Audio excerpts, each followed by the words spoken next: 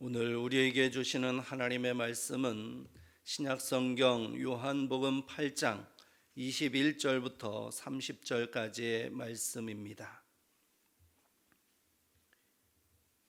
요한복음 8장 21절부터 30절까지의 말씀입니다.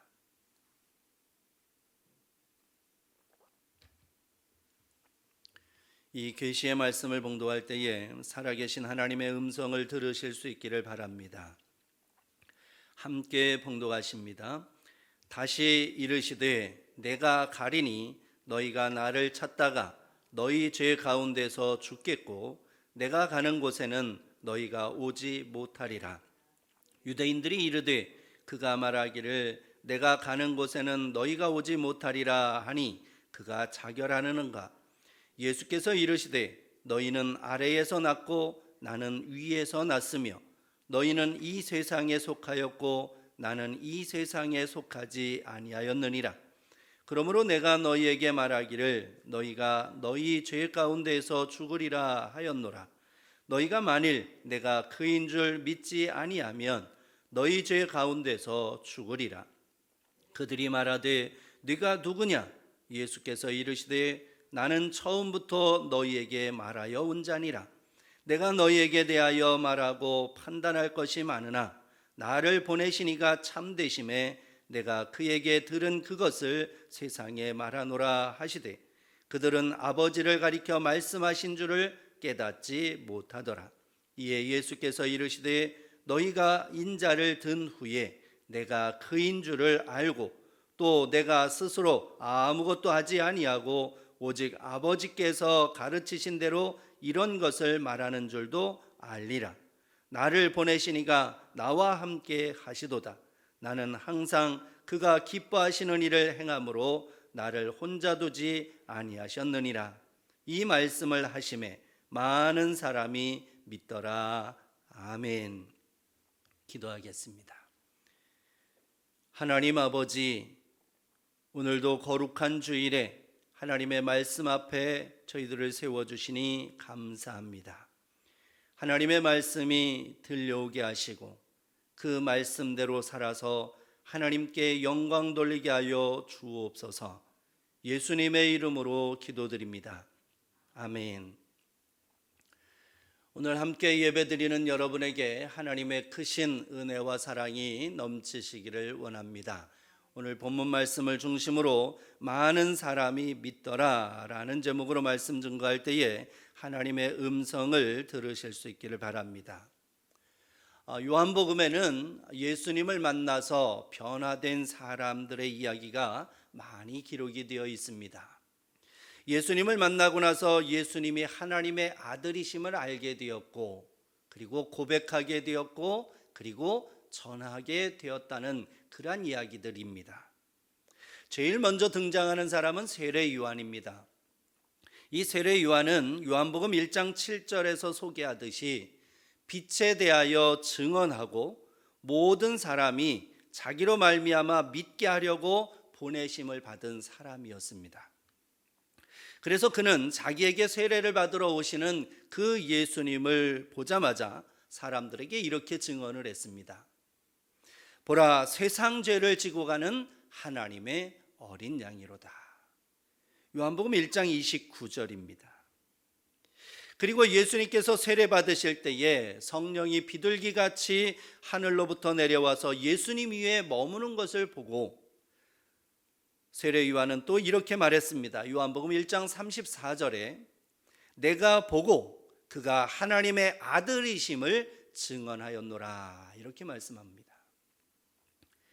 그뿐만이 아니라 자기 제자들에게도 보라 하나님의 어린 양이로다 이렇게 예수님을 소개하여서 자신의 제자였지만 이제부터는 예수님을 따르는 예수님의 제자가 되게 했던 것을 보게 됩니다. 세례 요한이 이렇게 할 수 있었던 것은 예수님께서 하나님의 아들이시고 구원자라고 하는 사실을 분명히 알았기 때문입니다. 빌립의 전도를 받은 나다나엘은 예수님을 처음 만나보았을 때 예수님께서 자신에 대해서 다 아시고 말씀하시는 것을 보고 나서 이렇게 고백을 했습니다. 랍비여, 당신은 하나님의 아들이시오, 당신은 이스라엘의 임금이로소이다. 이렇게 고백을 하는 것을 보게 됩니다. 또 사마리아 수가성의 여인도 예수님과 대화를 하는 중에 예수님이 메시아이심을 깨닫게 되었습니다.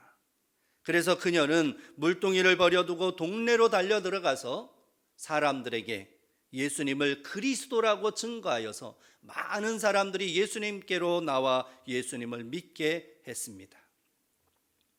이처럼 예수님을 만나서 예수님의 말씀을 듣고 예수님께서 베푸시는 기적을 보고 예수님께서 이루시는 역사를 목격을 하게 되면 누구나 예수님이 하나님의 아들이심을 믿게 되고 알게 되고 그리고 고백하게 되는 것입니다. 그런데 성경을 보면 그렇지 않은 사람들이 있습니다. 바로 바리새인들이 그랬습니다. 이 바리새인들은 예수님을 여러 번 만났습니다. 그리고 예수님의 말씀을 듣기도 했고요. 또 예수님께서 베푸시는 기적의 현장에서도 있었습니다. 그런데도 바리새인들은 예수님이 하나님의 아들이시라는 것을 알지 못했고 믿지 못했습니다. 그래서 예수님께서는 초막절에 만난 바리새인들에게 아주 친절하게 말씀해 주셨습니다. 그들의 주된 관심사인 이 초막절에 행하는 두 가지 의식을 통해서 예수님께서 누구신가 아주 진실하게 말씀해 주셨습니다. 유대인들이 초막절에 행하는 첫 번째 의식은 물 길어오는 행사입니다. 이 유대인들은 초막절이 되면 제사장의 뒤를 따라서 실로암 연못에 가서 물을 길어옵니다. 그래서 길어온 그 물을 예루살렘 성전 번제단 아래에 부어 붓게 됩니다. 이 의식은 출애굽한 이스라엘 백성들이 광야 생활을 할 때에 무리바 반석에서 샘물이 터져 나온 것을 기억하기 위한 행사였습니다. 예수님께서는 바로 그 광경을 보시고 이렇게 말씀하셨습니다. 누구든지 목마르거든 내게로 와서 마시라. 나를 믿는 자는 성경의 이름과 같이 그 배에서 생수의 강이 흘러나오리라 라고 요한복음 7장 37절 38절에 말씀을 하십니다. 그리고 유대인들이 초막절에 행하는 두 번째 의식은 불꽃놀이였습니다. 성전뜰에 커다란 촛대에 촛불을 켜놓고 밤새도록 그 앞에서 춤추며 뛰노는 의식입니다. 이렇게 밤새도록 촛불을 켜놓고 그 앞에서 뛰노는 이유는 하나님께서 이스라엘 백성들을 광야 생활할 때에 밤에는 불기둥으로 낮에는 구름 기둥으로 인도해 주신 것을 기억하기 위해서 그렇게 행했던 것입니다. 그래서 예수님께서는 바로 그 광경을 보시고 이렇게 말씀을 하셨습니다. 나는 세상의 빛이니 나를 따르는 자는 어둠에 다니지 아니하고 생명의 빛을 얻으리라 라고 요한복음 8장 12절에 말씀을 하셨습니다. 그러니까 예수님께서는 바리새인들의 관심이 집중되어 있는 이 초막절에 거행하는 그 의식과 연결을 해서 예수님께서 생명의 주인이신 하나님의 아들이시라는 것, 그리고 그 예수님을 믿으면 구원을 얻고 영생을 얻는다고 하는 사실을 말씀해 주신 것입니다. 이 말씀은 열린 마음만 있으면 누구라도 알아들을 수 있는 아주 쉬운 말씀입니다. 그래서 그 말씀을 듣고 그 은혜에 감격하며 누구라도 하나님을 찬양하게 되는 것입니다. 그런데 바리새인들은 이 말씀을 듣고도 깨닫지를 못합니다. 그래서 오늘 이 요한복음 8장을 보면은 계속해서 바리새인들은 예수님께 엉뚱한 질문을 해댑니다. 19절 말씀에 보면은 예수님께 내 아버지가 어디 있느냐 이렇게 질문을 하고, 또 22절에 보면은 네가 어디로 가느냐 이렇게 질문을 하고, 또 25절 말씀에 보면은 이제 네가 누구냐 이렇게까지 질문을 하는 것을 보게 됩니다. 누가 들어도 금방 이해할 수 있을 정도로 쉽게 가르쳐 주셨음에도 불구하고 이 바리새인들은 이해하지 못하고 엉뚱한 질문만 해댔던 것입니다. 그들이 이렇게 예수님의 말씀을 이해하지 못하고 엉뚱한 질문을 해댄 이유가 뭘까요?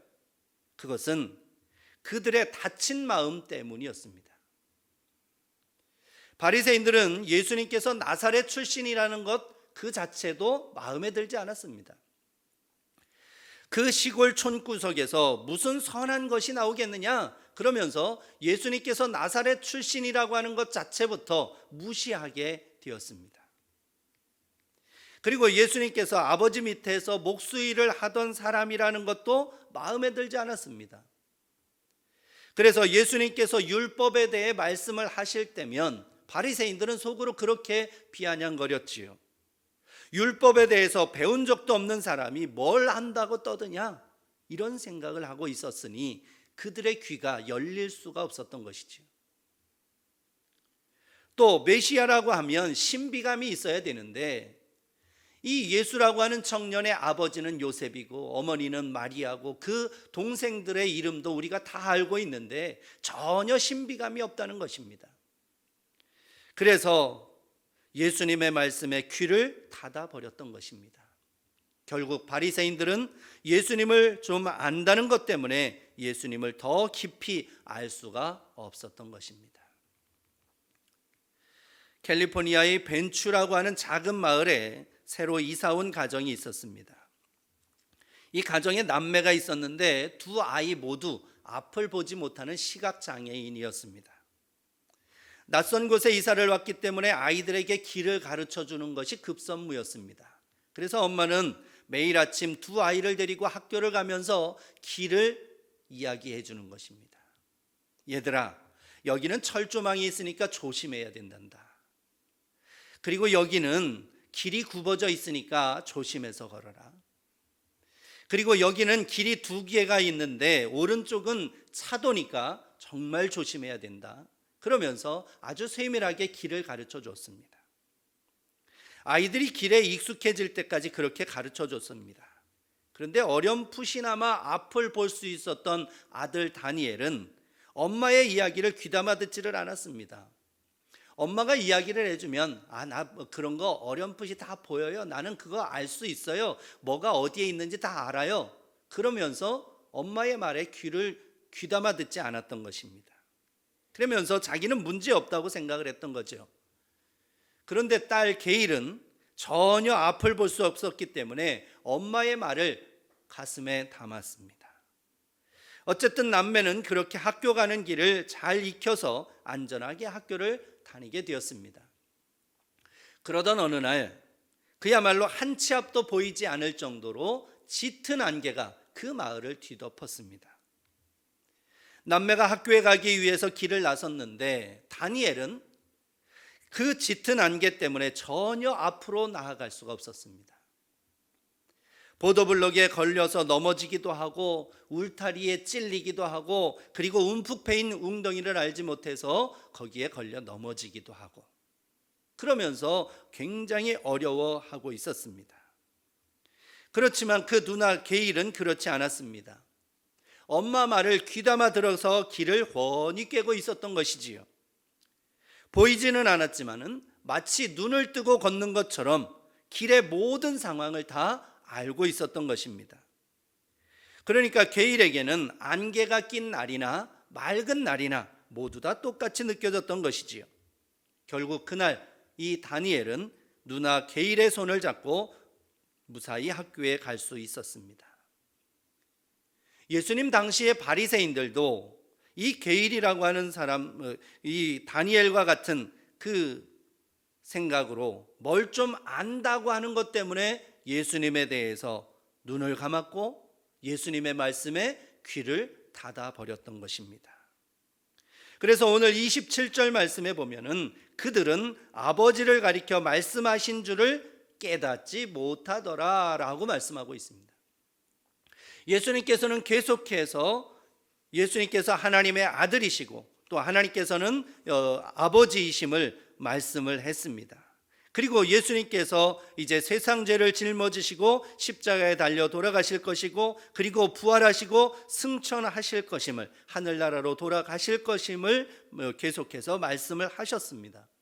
그러나 바리새인들은 그것을 듣지를 못했고 이해하지 못했고 깨닫지를 못했던 것입니다. 바리새인들은 예수님께서 그들의 관심사와 수준에 맞게 말씀해 주셨음에도 이해하지 못했습니다. 그래서 예수님께서 이렇게 말씀하셨습니다. 오늘 28절 29절 말씀에 보면은 이에 예수께서 이르시되 너희가 인자를 든 후에 내가 그인 줄을 알고 또 내가 스스로 아무것도 하지 아니하고 오직 아버지께서 가르치신 대로 이런 것을 말하는 줄도 알리라. 나를 보내시니가 나와 함께 하시도다. 나는 항상 그가 기뻐하시는 일을 행함으로 나를 혼자 두지 아니하셨느니라. 이렇게 말씀하고 있습니다. 예수님께서는 이 바리새인들 곧 유대인들의 손에 의해서 십자가에 못 박히실 것을 말씀을 하신 겁니다. 그리고 나서 예수님께서 십자가에 달려 돌아가시고 그리고 사망 권세 이기시고 부활하시고 승천하신 이후에 바리새인들이 그제야 예수님께서 하나님의 아들이심을 또 구원자이심을 알게 될 것이라고 말씀을 하신 것입니다. 바리새인들이 지금은 모르지만 예수님께서 부활하시고 승천하신 이후에는 알게 될 것임을 말씀을 하신 것입니다. 그러면서 예수님께서는 십자가에 달려 돌아가시는 일이 바로 하나님께서 기뻐하시는 일이었다고 하는 것까지도 말씀을 하신 것입니다. 그러자 오늘 30절 말씀에 보면은 이 말씀을 하심에 많은 사람이 믿더라라고 기록하고 있습니다. 거기에서 그 말씀, 예수님의 말씀을 들은 사람들이 많이 있습니다. 그러나 바리새인들은 믿지를 못했고 그 예에 바리새인들 이외에 많은 사람들은 그 말씀을 들었고 그리고 예수님이 하나님의 아들이심을 믿게 되었다는 것입니다. 예수님에 대해 뭘 좀 안다는 것 때문에 귀 닫고 눈 감음으로 바리새인들은 예수님을 하나님의 아들로 구원자로 믿지를 못했습니다. 그러나 많은 사람들은 눈 뜨고 귀 열고 예수님을 보고 예수님의 말씀을 들어서 영생을 얻고 구원을 얻게 된 것입니다. 예수님을 믿을 때 구원의 역사가 일어납니다. 예수님을 믿을 때 부흥의 역사가 일어납니다. 예수님을 믿을 때 변화가 일어납니다. 구원과 부흥과 변화를 경험하는 우리 모두가 되기를 원합니다. 영국의 원주민들은 앵글로 색슨족입니다. 그들은 원래 스칸디나비아 반도에서 내려온 야만인이었다고 하죠. 그들은 오랜 세월 동안 옷도 입지 않고 살았다고 합니다. 그런데 그들에게 복음이 들어가고 예수님의 빛이 들어가니까 어떻게 되었습니까? 신사의 나라가 되었습니다. 또 19세기에는 빅토리아 여왕 시대에는 해가 지지 않는 나라가 되어서 전 세계로 팽창하는 나라가 되었습니다. 예수의 복음이 들어갈 때의 변화가 일어난다는 사실입니다. 사랑하는 성도 여러분, 우리는 지금 끝을 알 수 없을 정도로 어둡고 캄캄하고 긴 터널을 지나가고 있습니다. 이러한 상황에서 우리에게 필요한 것은 예수님을 믿는 믿음입니다. 예수님이 하나님의 아들이시고 나의 구원자이심을 믿는 믿음이 필요합니다. 그 믿음 위에 견고히 서서 나갈 때에 하나님께서 우리에게 날마다 구원의 감격을 이루어 주실 것입니다. 진정한 영적 부흥을 이루어 주실 것입니다. 그래서 새로운 변화를 또한 일으켜 주실 것입니다. 이 은혜가 우리 모두에게 임하기를 원합니다. 이 어둠의 긴 터널을 지나는 동안 많은 사람이 예수님을 믿는 역사가 일어나기를 간절히 바랍니다. 기도하겠습니다. 하나님 아버지, 오늘도 저희들을 불러 모아주셔서 하나님 앞에 달려나와 예배하며 또 하나님의 말씀을 듣게 하여 주시니 감사합니다. 예수님이 하나님의 아들이시고 나의 구원자이심을 분명히 믿고 그 믿음으로 승리하며 하나님께 영광 올려드리는 저희 모두 되게 하여 주옵소서. 예수님의 이름으로 기도드립니다. 아멘.